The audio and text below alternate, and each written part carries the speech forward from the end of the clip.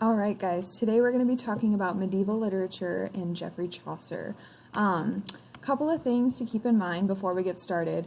Medieval literature happened so long ago that it's going to be completely okay if you are lost, especially when you're looking at the links for the Geoffrey Chaucer's The Nun's Priest Tale. If you're totally lost in the sauce, it's okay, because remember, this piece of literature was written almost 1,000 years ago. So when we're talking about this time period and we're talking about things that are going on, kind of going over this slide I think will help a little bit so you guys get an idea of what exactly was going on during the period of medieval literature and how that influenced Geoffrey Chaucer and his writing. So medieval literature started about 1,000 years from the fall of the Western Roman Empire, so we can't give an exact start and stop date, right? It's not like someone sat down and said, all right, today we're going to start medieval literature, okay? So we estimate that the time that it started was around 500 AD, and then it lasted through the beginning of the Florentine Renaissance in 1500 AD. So that's about the time that we anticipate that medieval literature kind of came to an end, and then the Renaissance period started. And the Renaissance is like Shakespeare, okay, if that makes more sense. Medieval literature was kind of comprised of two different sections of writing. You either had secular works, and secular means worldly or separate from religion, or you had religious works. So basically you either talked about religion and wrote about it, or you didn't. All right, so you either wrote about the Bible, you wrote about God, you talked about it, or you would write about things like, dungeons and dragons and knights and heroic deeds and going on quests and things like that. That's where a lot of, I know a lot of you guys play video games. This time period was huge with knights and chivalry and all of that. So a lot of those modern day video games take a lot of those ideas from this time period. Latin was the most common language used for medieval writings. However, most used their vernacular language. So the word vernacular means mother tongue. So whatever these people grew up speaking is what they, for the most part, would write in. So Geoffrey Chaucer is kind of different. He grew up speaking French, but he is considered to be the father of English literature. The reason he's considered to be the father of English literature is because most of the works that he wrote were in English. So it's kind of different with him. Pretty standard for the rest of them, though, like Dante Alighieri. He wrote in Italian because he was born in Italy. Well, what is now modern day Italy. They didn't call it Italy back then. But that's kind of what he grew up speaking, so that's what he wrote in. Geoffrey Chaucer's kind of the enigma there because he is trying to make his writing more universal for people. He wanted people to be able to say, okay, I know English. English was kind of like the common language, especially for the lower classes.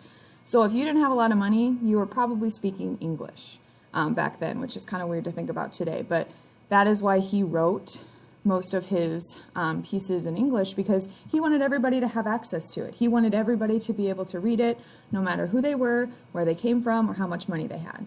So he wanted to do all of his work in English, and most of it was. Old English and Middle English were the most common kind of forms of English. When we think about English, we just think about the language that we speak right now. However, it's evolved over time, right? If you guys think back to when you read Romeo and Juliet or Macbeth or Julius Caesar in the last couple years, you know that the language is a little different, right? It's still English, but it's a little different than what we speak nowadays. And if you guys look at my screen, this 1, 2, 3, 4 up here, this is kind of the evolution of the English language, so it's pretty interesting. Number 1 is Old English.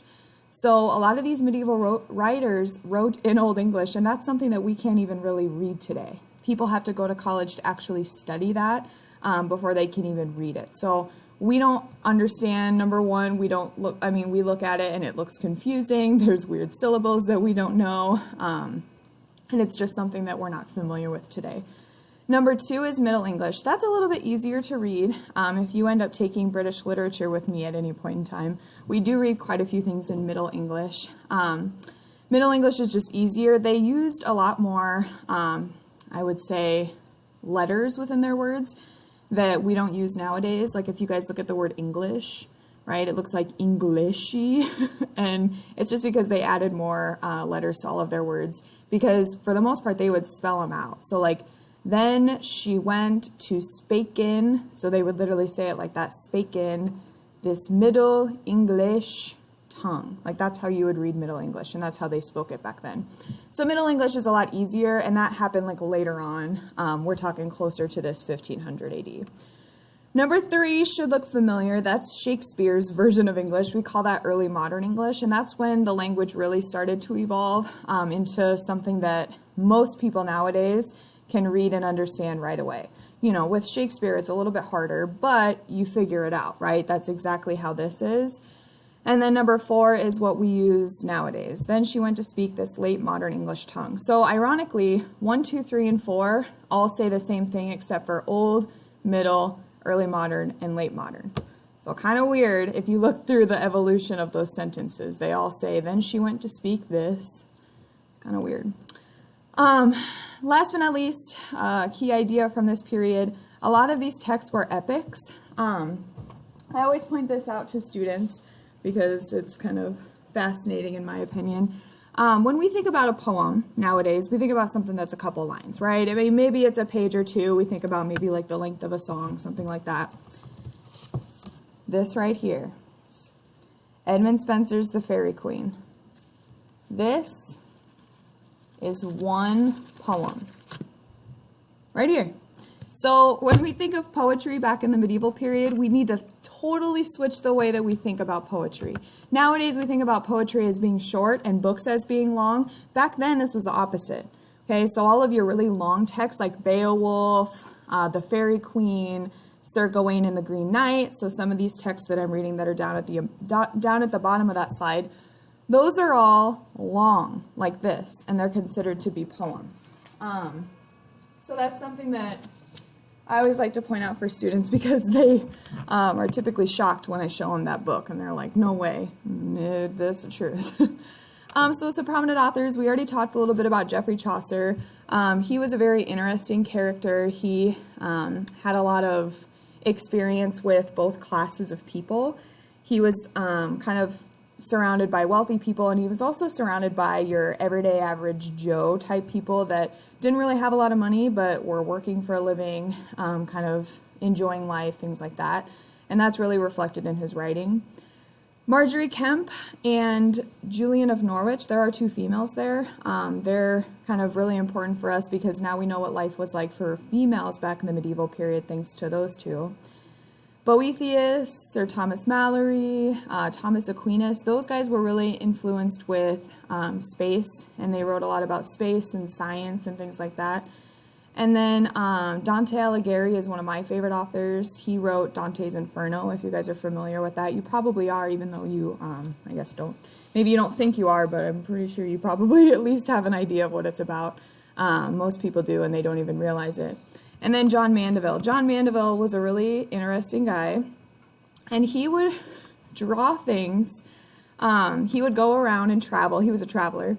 And what he would write about were his travels. So he would go through the countryside, go to places and explore places that had never been kind of visited before. And he would draw creepy, very creepy things. So here's one picture of John Mandeville's depictions. And guys, he claims that these things were real. This is what he said he saw.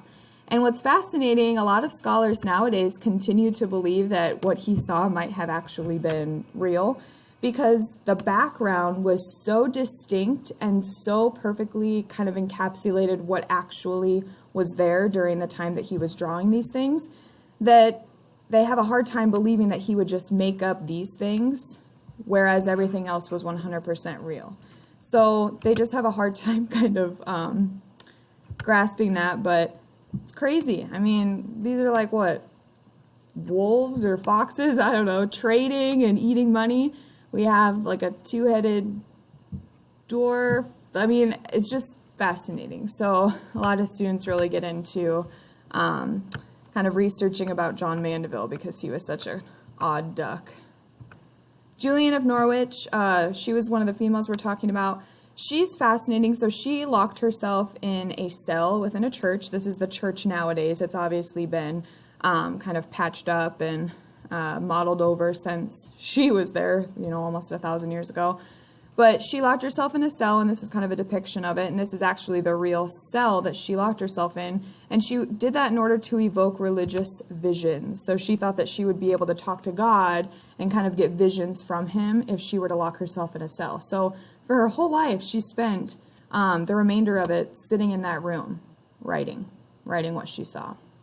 So those are some of the other medieval writers compared to Geoffrey Chaucer. Geoffrey Chaucer is just probably the most popular because he's considered the father of English language, or the father of English. So you'll see that when you kind of research some facts about him. And we already talked about why he's considered that. He just really wanted everybody to be able to read his works. So he wanted them to be common enough for the queen, and also for your poor people working on the farms and kind of doing all of the hard work and things like that. He wanted everybody to have access to his texts, and that's why he wrote them in English. And then people liked him so much that they were printed later on in life. They were mass printed and sent out to different parts of the world. So just a really interesting character, had a lot of knowledge, and used that knowledge in his writing. So when we talk about the Nun's Priest Tale, which is the story that we're going to be reading, that's a cautionary tale from a book called the Canterbury Tales. So the Canterbury Tales is about this thick, and it's a collection of short stories. And one of those short stories is the Nun's Priest Tale. There's the Knight's Tale, the Wife of Bath's Tale, the Power's Tale. There's so many different stories within that book. And the reason that it's so popular nowadays is because he was able to kind of envision what life was like for all of these different people, because he was around all of these different people. So he was around the rich people and around the poor people and around the working class and around the people that, went to school and studied, and he was around knights and queens and women and all of these different people, and he wrote about that. So he would kind of take himself and put himself in the shoes of a knight, of a female, of a queen, of a poor working peasant. Like, he would put himself there and then write a story about it. So that's why nowadays people like this text so much, because it gives us an idea of what life was like for all of these different people back then. We don't just learn what life was like for the rich people, and we don't just learn what life was like for the females or for the poor people. We learn what life was like for everyone. So that's why the Canterbury Tales are so important today, because remember, this happened so long ago. So long ago that students oftentimes have a hard time even comprehending this time period. But it's important to remember it because it really started the kind of scope in which we're still on today, right? This is the first literary period or movement that we focus on, because it's what started, essentially, literature in terms of the mass sequence of events that we're currently on. So, that's all I have for medieval literature and Geoffrey Chaucer and the Nun's Priest Tale. If you have any questions, let me know. But for the most part, if you look through this slide and you kind of start looking through these authors, the works, and you're understanding these key ideas and concepts, the Canterbury Tales and the Nun's Priest Tale should be pretty easy for you to grasp.